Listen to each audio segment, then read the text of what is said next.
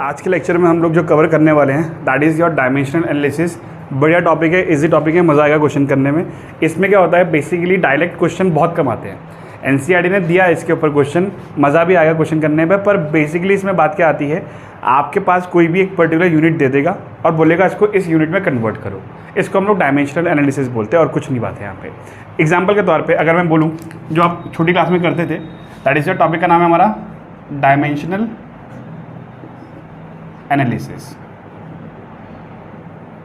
ठीक है ना। तो देखिए भाई, होता क्या था, मान लो मैंने आपको बोल रखा है 5 किलोमीटर को मीटर में कन्वर्ट करके बताओ। ठीक है ना, आप 2 मिनट में कर लोगे।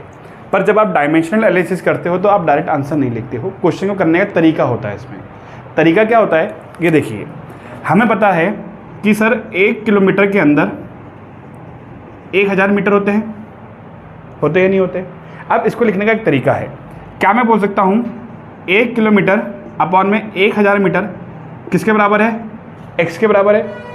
और यही वैल्यू क्या 1000 मीटर अपॉन में 1 किलोमीटर के बराबर है। तो इस x को मैं क्या मान लेता हूँ, अगर 1 मान लूँ तो कोई दिक्कत, बताओ भाई, आ रही है बात, समझ में नहीं आ रही है। इसका मतलब सिंपल सी बात यह है कि मैं चाहूँ तो इसको ऐसे लिख लूँ, मैं चाहूँ तो इसको ऐसे लिख लूँ, इससे अलावा कुछ नहीं है। समझ में आई बात या नहीं आई। अब इससे हमने कहा फ़ायदा क्या होगा, हमें फ़ायदा ये होगा, आप क्वेश्चन करोगे कैसे पेपर में। 5 किलोमीटर है, आपको किलोमीटर को उड़ाना है और क्या लेके आना है, मीटर। तो इन दोनों में से ये दोनों लिखने के तरीके हैं। एक में किलोमीटर ऊपर लिखा हुआ है, एक में मीटर नीचे लिखा हुआ है।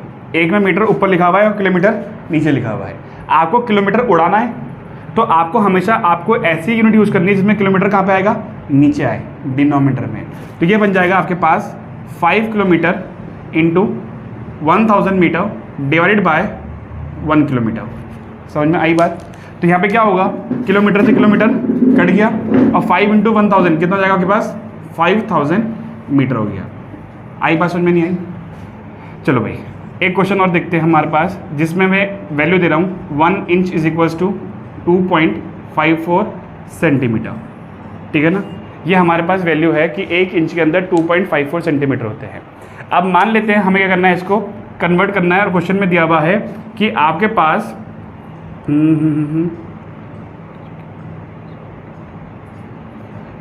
508 सेंटीमीटर को इंच में कन्वर्ट करो।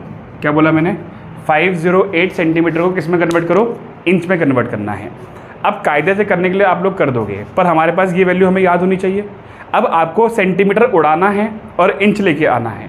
मतलब सेंटीमीटर कहाँ पे होना चाहिए आपके पास फॉर्मूले में, डिनोमिनेटर में होना चाहिए।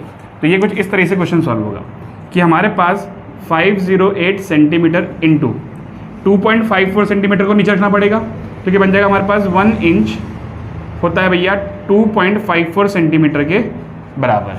आई बात समझ में। इससे क्या होगा, सेंटीमीटर से सेंटीमीटर कट गया, ऑटोमेटिकली आंसर किस में कन्वर्ट हो जाएगा, सेंटीमीटर इंच में।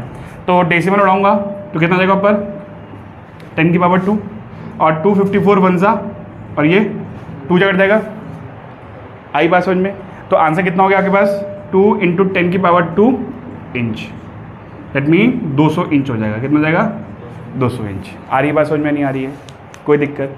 तो यहाँ पे जो आपके पास बड़े बड़े क्वेश्चन आएंगे ना, उन बड़े बड़े क्वेश्चन को करने में ये बहुत हेल्प करेगा आपके पास। फॉर एन एग्जांपल मैंने बोल दिया आपको कि 28 डेज के अंदर, ठीक है ना, बताओ कितने मिनट होते हैं। मैंने क्या बोला, 28 डेज के अंदर कितने मिनट होते हैं। अब ये जो इस टाइप के क्वेश्चन होते हैं ना, इस टाइप के क्वेश्चन को करने में ये आपकी बहुत ज़्यादा हेल्प करेगा।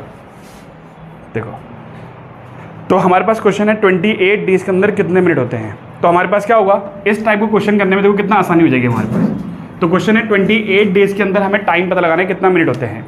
तो 28 डेज के अंदर कितने मिनट होंगे। ठीक है। अब देखो सारी वैल्यूज़ तो हम लोग क्या करेंगे, मन में याद रख के और क्वेश्चन को सॉल्व करेंगे।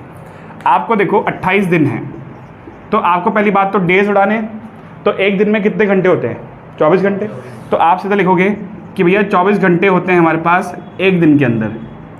आ रही बात समझ में, कोई दिक्कत। 1 घंटे में कितने मिनट होते हैं, 60 मिनट। तो आप लिखोगे 60 मिनट होते हैं भैया 1 घंटे के अंदर। पर आपको तो आंसर किस में चाहिए, मिनट में ही, मतलब इसके आगे बढ़ के कोई फ़ायदा नहीं है।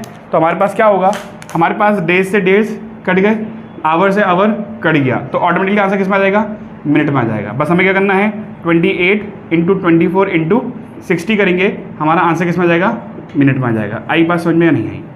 इसको जब आप पूरा मल्टीप्लाई करोगे आंसर किस में आ जाएगा, मिनट में आ जाएगा। आज हम लोग जिस चीज़ के बारे में बात करना है, आज हमारे पास फाइनली एटम की डिस्कवरी हो जाएगी, ठीक है ना, और एटम के बारे में ही हमारे पास सारी बातें आना शुरू हो जाएगी। अभी तक हमने जितनी बातें करी थी उन सब बातों में आप लोगों ने क्या क्या पढ़ा था, आपने सारी बेसिक बातों के बारे में पढ़ा, फिर उसके बाद आपने लॉज के बारे में पढ़ा, और लॉज भी मैंने आपको पिछले लेक्चर में काफ़ी अच्छे से समझाने की कोशिश करी थी। काफ़ी लंबी वीडियो बनी हुई है, वो आपके पास अराउंड 40-45 मिनट की वीडियो है। तो उसका मतलब सिर्फ लॉज को पढ़ने के लिए इतनी बढ़िया हमने वीडियो बना रखी है, तो मतलब अच्छा खासा मतलब लेवल हमने उसमें लेके चले हैं आपके पास। अब अगर हम बात करते हैं एटम के बारे में, तो हमारे पास एटम के भाई अकॉर्डिंग टू एनसीईआरटी हमें डाल्टन्स एटॉमिक थ्योरी पढ़नी है। अब डाल्टन्स एटॉमिक थ्योरी पढ़ने से पहले थोड़ी सी बात आप लोगों को चैप्टर नंबर 2 से उठा के मैं यहाँ पे लेके आ रहा हूँ। काम की यहाँ पे नहीं है, चैप्टर नंबर 2 पे भी काम की नहीं है, बट चैप्टर नंबर 2 ने अपनी शुरुआत इसकी करी है। चैप्टर नंबर 2 क्या है, स्ट्रक्चर ऑफ एन एटम। जब वहाँ से जब ये बात उठा के लेके आऊँगा तो आपको थोड़ा पढ़ने में मज़ा सा आएगा। तो हुआ क्या कि आपके पास अराउंड 400 BC के आसपास की बात है, ठीक है ना, अराउंड 400 BC। ऐसा कहा जाता है कि इस समय मतलब रामायण काल के आसपास की बात है, क्योंकि रामायण काल भी अराउंड 380 BC के आसपास बताई जाती है, ठीक है ना। मैं प्रिसाइज नहीं हूँ, बट तब भी हम लोग रफली एक बात कर रहे हैं कि ये 400 BC के आसपास की बात है, बिफोर क्राइस्ट की। अब हुआ ये था, उस समय दो लोग पैरेलली काम कर रहे थे। पैरेलली मतलब आपके पास अलग अलग दुनिया में दो इंसान थे जो अपनी अपनी रिसर्च होती है, अपनी पढ़ाई होती है। एक हमारे पास इंडिया के ही थे, एक इंडियन फिलोसोफर थे हमारे, कौन थे, इंडियन फिलोसोफर, ठीक है ना, और एक थे हमारे पास ग्रीक फिलोसोफर, एक थे हमारे ग्रीक फिलोसोफर। लाइट पे तो नहीं आ रहा, ठीक है ना। एक इंडियन फिलोसोफर थे और एक हमारे ग्रीक फिलोसोफर थे। जो हमारे इंडियन फिलोसोफर थे उनका नाम था महर्षि कन्नड़। क्या नाम था उनका, महर्षि कन्नड़। पेपर में नहीं आएगा बच्चे, पर क्योंकि आपकी एनसीईआरटी ने दिया हुआ है तो इसी से शुरुआत करें पढ़ाई की तो थोड़ा ज़्यादा अच्छा रहेगा। और दूसरे जो हमारे साइंटिस्ट थे या फिर आप बोल सकते हो फिलोसोफर थे, वो थे हमारे डेमोक्रिटस, ठीक है। अब फिलोसोफर जिनको थोड़ा समझने में दिक्कत हो रही है, फिलोसोफर का मतलब होता है ऋषि, ठीक है ना, जिनको बहुत ज़्यादा ज्ञान होता था उस समय उनको हम लोग फिलोसोफर कहते थे। जिनकी बातें सुन के, जिनकी बातें जान के आप लोगों को ज्ञान की प्राप्ति होती थी, जिनको सुनने के बाद आपको ऐसा लगता था कि भैया बस इन्होंने, जैसे आजकल आपने देखा होगा प्रेमानंद जी महाराज, देखा होगा यूट्यूब में बहुत चल रहे हैं वृंदावन वाले, तो उनकी बातों से कैसा लगता है कि जैसे इनको पता नहीं संपूर्ण ज्ञान है, ठीक है ना। वो कहते हैं राधा राधा नाम जपो, तो उनको भाई उनकी बात से वो क्या है हमारे लिए, वो एक फिलोसोफर है। उनकी बातों से हमें क्या लगता है कि उनकी बातों से सुन के ऐसा लगता है कि हाँ वो सही कह रहे हैं, हम लोग जो काम कर रहे हैं वो शायद गलत हो सकता है। तो ये सब चीज़ें क्या है, वो एक गुरु है, उनकी बातें हमारे को समझ में आ रही है, हमें लग रही है कि हाँ हम लोग गलत कर रहे हैं, तो वो एक फिलोसोफर का काम कर रहे हैं।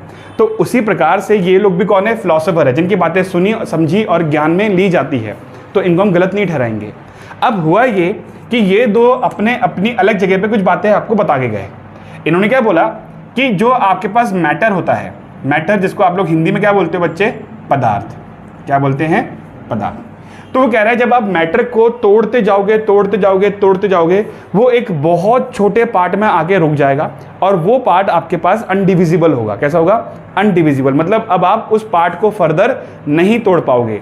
तो मतलब जब आप किसी भी पदार्थ को तोड़ते जाओगे तो वो एक पॉइंट पे आके रुक जाएगा, और उस पॉइंट को क्या नाम दिया उन्होंने, कण का नाम दिया। किसका नाम दिया, कण। इसीलिए पुराने समय से लेके आज तक एक ही कहानी चलती आ रही है या एक ही सेइंग चलती आ रही है कि कण कण में क्या होते हैं, भगवान होते हैं, ठीक है ना। कण कण में भगवान क्यों बोलते हैं, कण मतलब इस दुनिया की सबसे छोटी चीज़ जो अनडिविजिबल है, उसके अंदर भी कौन है, भगवान है, और जो बड़ी चीज़ है उसके अंदर तो भगवान है ही। आ रही है बात समझ में। तो इनके हिसाब से क्या था कि पदार्थ को अगर आप तोड़ते जाओगे तो वो एक कण पे आके रुक जाएगा और वो कण फर्दर डिविजिबल नहीं होता। तो क्या यही बात आप लोगों ने क्लास 10 में एटम के लिए पढ़ी थी, that atom is not divisible, atom can neither be created nor be destroyed. समझ में आ रही बात, दैट मीन कुछ ना कुछ बातें मेल खा रही है। उसी हिसाब से डेमोक्रिटस अपनी दुनिया में ग्रीक फिलोसोफर है, ठीक है ना, तो ग्रीक के समय की बात चल रही होगी। तो इनके हिसाब से बात क्या थी कि आपके पास जो भी मैटर होता है, ठीक है ना, आपके पास जो भी मैटर होता है जब आप उसका ब्रेक डाउन करते हो तो वो टूटते टूटते टूटते टूटते इतने छोटे हिस्से में पहुंच जाता है जिसको आप लोग क्या नाम देते हो, एटोमियो शब्द नाम देते हो। क्या देते हो, एटोमियो। जिसमें ए का मतलब होता है बच्चे अन, ठीक है ना, और टोमियो का मतलब होता है कटेबल। टोमियो का मतलब क्या होता है? कटेबल। दैट मीन जो चीज़ कट नहीं सकती, जिस चीज़ को फर्दर डिवाइड नहीं कर सकते, उसको हम लोग क्या बोलते थे? एटोमियो बोलते थे। ये ग्रीक शब्द है आपका। तो इसका मतलब हम लोग ये बोल सकते हैं कि एटम शब्द का जो मेल है, जो एटम शब्द बन के निकला है, वो कौन से लेटर से बन के निकला है? ग्रीक शब्द से। समझ में आ रही है बात? कैसे जोड़ते हैं बातों को। तो हमारे पास क्या बन के आया? एटोमियो वर्ड बन के आया। पर स्टिल इन दोनों के बावजूद भी हम लोग क्या पढ़ते हैं? डेल्टन्स एटॉमिक थ्योरी पढ़ते हैं। तो भैया हम लोग डेमोक्रिटस और महर्षि कन्नड़ की क्यों नहीं पढ़ते थ्योरी? बिकॉज इनके पास कोई भी रिटर्न प्रूफ नहीं है। ये सारी बातें कैसी है? कही हुई बातें हैं, रिटर्न नहीं है। अब आप कहोगे ये कही हुई बातें हैं, तो ये बात किसको पता लगी? भाई सिंपल सी बात है, कही हुई बात होगी तो आपके पास पीढ़ी दर पीढ़ी चलती चली आएगी, ठीक है ना। पीढ़ी दर पीढ़ी चलती चली आएगी, मतलब आपके पास घरेलू नुस्खे होते हैं, बताता ना घरेलू नुस्खे भाई घर वाले, कि भाई ऐसा कर लो तो ऐसा हो जाएगा, वैसा कर लो तो वैसा हो जाएगा। आप बोलोगे आपको कैसे पता? अरे तुम्हारे दादाजी बताया करते थे, ठीक है ना। उनसे पूछेगा, वो कहते थे अरे तुम्हारे पर दादाजी बताया करते थे। दैट मीन पीढ़ी दर पीढ़ी वो बात जब चलती चली आती है, प्रूफ किसी के पास नहीं है, बस अगर वो इफेक्टिव है, काम की है, तो वो चलती चली आएगी। और बाद में गलत भी नहीं था। इस दुनिया में सबसे छोटी चीज़ कण है, आपके हिसाब से कौन है? एटोमियो है। तो इसी हिसाब से डाल्टन्स ने क्या करा? अपनी एटम की थ्योरी रखी। अब जब डाल्टन्स जी अपनी थ्योरी रखने जा रहे थे, तो उन्होंने क्या करा था? अपनी थ्योरी रखने से पहले सब जगह से, जहाँ से वो पढ़ाई लिखाई कर सकते थे, उन्होंने हर जगह से इंफॉर्मेशन गैदर करने की कोशिश करी और तब जाके अपनी बात यहाँ पे लाके रखी। तो इसीलिए अब हम जो पढ़ने जा रहे हैं, that is your Dalton's atomic theory, ठीक है ना। अब हम क्या पढ़ेंगे? Dalton's atomic theory. तो देखिए भाई, डाल्टन जी अपना वर्ड कहाँ से लेके आएंगे? एटोमियो से। सिर्फ ये 4 शब्द डालेंगे और क्या बन जाएगा आपका? एटम बन जाएगा। आ रही है बात समझ में? नहीं आ रही है? पर क्योंकि आपकी एनसीईआरटी ने बताया था कि एटम की बात जो है डाल्टन से बहुत पहले, डाल्टन तो अब काम कर रहे हैं, डाल्टन से कई साल पहले ये बात मार्केट में आ चुकी थी। इसीलिए हम लोग बोलते हैं कि शुरुआत किससे की जाए? जिन्होंने असल में इसके बारे में बात की हुई है। तो अब हम जो पढ़ने जा रहे हैं, that is your Dalton's atomic theory. That is your Dalton's atomic theory. Dalton's atomic theory बहुत ही इजी और बहुत ही सिंपल बात है, आप लोगों को ये बात बोलता है। तो पहला पॉइंट तो देखो, आप लोगों को खुद ही पता होगा, अगर मैं मैटर को तोड़ते जाऊं तो तोड़ते तोड़ते तोड़ते एक ऐसे समय पे पहुंच जाऊंगा जहां पे मुझे उस दुनिया का सबसे छोटा पार्ट मिल जाएगा। और वो सबसे छोटा पार्ट क्या कहलाएगा? एटम कहलाएगा, जो फर्दर डिविजिबल नहीं होगा। समझ में आ रही है बात? तो हमने क्या बोला? दैट मैटर, पहला पॉइंट है that matter is divided into the smallest part known as atom। Matter को अगर तोड़ते जाओगे तो वो एक सबसे छोटे हिस्से में जाके बच जाएगा। वो कौन सा आपके पास? एटम। एटम को क्या आप फर्दर डिवाइड कर सकते हो? नहीं, ठीक है ना। तो दूसरा पॉइंट क्या हो जाएगा? Atom is अनडिविजिबल। एटम कैसा आपके पास? अनडिविजिबल है, मतलब इसको फर्दर डिवाइड नहीं कर सकते। इसका मतलब क्या होता है? Can not be divided further. इसको आप लोग आगे नहीं तोड़ सकते। समझ में आ रही है बात या नहीं आ रही है? तो हमें क्या पता लगा? मैटर को तोड़ते जाओगे तो इस दुनिया का सबसे छोटा हिस्सा मिल जाएगा, जिसको एटम बोलते हैं। एटम को फर्दर डिवाइड नहीं कर सकते, वो अनडिविजिबल पार्ट में टूट जाएगा। अगर आपका एटम अनडिविजिबल पार्ट में टूट जाएगा तो यहीं से एक चीज़ और कॉपी की गई। क्या आपने पिछले लेक्चर में एक चीज़ पढ़ी थी? Law of conservation of mass. Mass can neither be created nor be destroyed. Mass किससे बनता है? मैटर से। अब मैटर किससे बनता है? एटम से। समझ में आ रही है बात? मास किस चीज़ का निकाल रहे हो? किसी वस्तु का, मैटर का। मैटर के अंदर कौन बैठा हुआ है? एटम बैठा हुआ है। तो वो मास वाला फिनोमेना लगेगा मैटर पे और मैटर का फिनोमेना लगेगा एटम पे। तो इसीलिए आप लोग लिखते हो that atom can neither be created nor be destroyed. Atom can neither be created nor be destroyed. बताइए भाई, समझ में आई बात या नहीं आई? हमने कहा ठीक है। अब जो आखिरी के 2 पॉइंट आने वाले हैं, मतलब आपके पास 3 पॉइंट आने वाले हैं, पर जो ये 2 पॉइंट लिखने वाला हूँ, ये जिसे कहते हैं ना निहायत ही बेवकूफ़ वाले पॉइंट है। क्यों? देखो, उस समय के हिसाब से तो ये बहुत ज़्यादा अच्छे पॉइंट है, पर अभी के हिसाब से आपको लगेगा कि भैया ये तो इतने ईजी पॉइंट है, इसको नहीं भी लिखते। पर आप उस समय के हिसाब से सोचना जब एटम के बारे में जानकारी नहीं थी। समझ में आ रही है बात या नहीं आ रही है? कहने का मतलब ये है, मान के चलो अभी तक अब कौन सी नई टेक्नोलॉजी आ रही है? एआई। हर लोग किसके पीछे पड़े हैं? एआई के पीछे, कि कुछ समय के बाद एआई जो है अपने आप ये करने लग जाएंगे। कुछ समय के बाद हॉस्पिटलों में एआई से ऑपरेशन होंगे। तो एआई क्या है? आज के समय पे क्या है? ट्रेंडिंग है। अब मान के चलो आज से 15-20 साल के बाद जब AI आ जाएगा, आप लोगों की एज भी भाई कितनी हो जाएगी, 30-35 साल के हो जाओगे आप लोग। तो आपके बच्चे जब बोला करेंगे अरे पापा AI से ये हो रहा है, AI से वो हो रहा है, तो आप लोग क्या बोलोगे, अरे यार AI का तो पहले ज़माना था, उस टाइम जब ये आया था कितना तहलका मचाया था, लोग ऐसे करते थे। आज तो कॉमन है ये बहुत, ठीक है ना। आपको क्या लगेगा, कॉमन हो जाएगी वो चीज़ आपके लिए।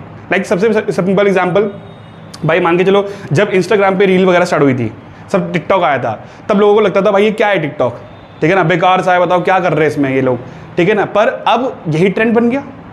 इंस्टाग्राम छोड़ो, यूट्यूब ने भी यूट्यूब शॉर्ट्स निकाल दिए, क्योंकि उन्हें पता है हर कोई क्या है 30 सेकंड की वीडियो बनाना चाहता है, सो दैट कम सेकंड में ज़्यादा इन्फॉर्मेशन दो और काम खत्म, वीडियो भी वायरल। समझ में आ रही है बात। तो ये चीज़ देखो ना, कब चली तो बेकार लगी, अब ट्रेंड में आ गई तो अब हमने उसको भी अपना लिया। तो वही चीज़ वो कह रहा है कि भले ही आपको ये 2 पॉइंट जो मैं लिखने जा रहा हूँ आपको सुनने में या पढ़ने में अच्छे ना लगे, पर आप ये उस समय के हिसाब से सोचना जब आपके एटम की जानकारी नहीं हुआ करती थी। तो वो 2 पॉइंट क्या है बच्चे, that same atom possess similar properties. अगर आपका एटम सेम होगा तो उसकी प्रॉपर्टीज भी कैसी होगी, सेम होगी।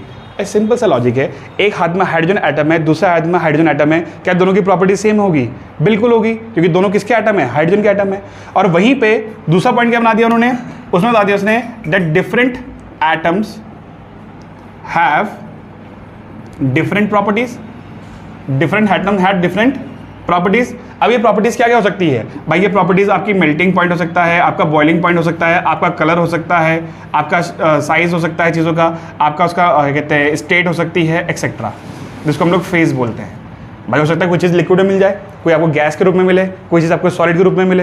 हो सकता है किसी का भाई साइज़ बड़ा हो, किसी का साइज़ छोटा हो सकता है किसी का कलर आपके पास रेड हो, किसी का पिंक हो, किसी का कोई कलर ना हो सकता है किसी का मेल्टिंग पॉइंट ज़्यादा हो, किसी का कम हो। तो प्रॉपर्टीज़ ये वाली प्रॉपर्टीज़ कह रहा है, ठीक है ना, आ रही है बात समझ में। तो अगर आप लोग सेम एटम लोगे तो सेम एटम की प्रॉपर्टीज़ भी सेम देखी जाएगी और डिफरेंट एटम की प्रॉपर्टीज़ भी डिफरेंट देखी जाएगी। आ रही है बात समझ में, नहीं आ रही है कोई दिक्कत। और एक चीज़ जो उन्होंने लास्ट में बोली, that different atoms combine to form a new compound in a fixed ratio, in a fixed ratio।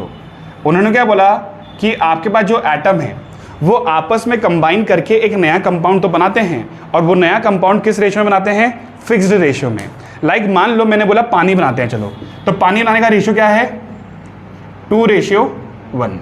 क्या है रेशियो, 2:1। इसका मतलब 2 हाइड्रोजन में 1 ऑक्सीजन मिलाओगे तो पानी बन जाएगा, 2 हाइड्रोजन में 1 ऑक्सीजन मिलाओगे तो पानी बन जाएगा। मैंने बोला मीथेन बनाते हैं, मीथेन क्या है, CH4, मतलब 1:4, मतलब 1 कार्बन में 4 हाइड्रोजन जोड़ोगे तो मीथेन बन जाएगा। समझ में आ रही है बात या नहीं आ रही है। तो इसी को बोलते हैं डेल्टन्स एटॉमिक थ्योरी, जिसके अंदर उन्होंने क्या क्या बोला, जिसके अंदर उन्होंने बताया कि मैटर को अगर तोड़ते जाओगे तो वो सबसे छोटे हिस्से में पहुंचेगा, इसको एटम बोलते हैं। Atom can neither be created not be destroyed. Atom इस दुनिया का सबसे छोटा पार्ट है जो अनडिविजिबल है, और वो ना ही बना सकते हैं ना ही उसको तोड़ सकते हैं, ठीक है ना। Atom can neither be created not be destroyed. साथ ही साथ उसने क्या बोला कि अगर सेम एटम लाओगे तो सेम प्रॉपर्टी मिलेगी, डिफरेंट एटम की डिफरेंट प्रॉपर्टीज मिलेगी। और अगर एटम को कंबाइन करोगे एक कंपाउंड को बनाने के लिए तो उनका रेशियो हमेशा क्या रहेगा, फिक्स रहेगा। मतलब जिस रेशियो में आप लोग यहाँ जोड़ रहे हो इसी रेशियो में आपको उसको आगे भी जाके जोड़ना पड़ेगा, तब जाके आपको कंपाउंड सेम मिलेगा। आ रही है बात समझ में। तो इस तरीके से आपकी डेल्टन्स एटॉमिक थ्योरी खत्म होती है। तो इसी के साथ हमारे पास अब एटम की पढ़ाई फाइनली शुरू हो रही है, और एटम की पढ़ाई का सबसे पहला हिस्सा है हमारे पास एटॉमिक मास। समझ में आ रही है बात, कोई दिक्कत यहाँ तक। तो चले फिर एटॉमिक मास पे।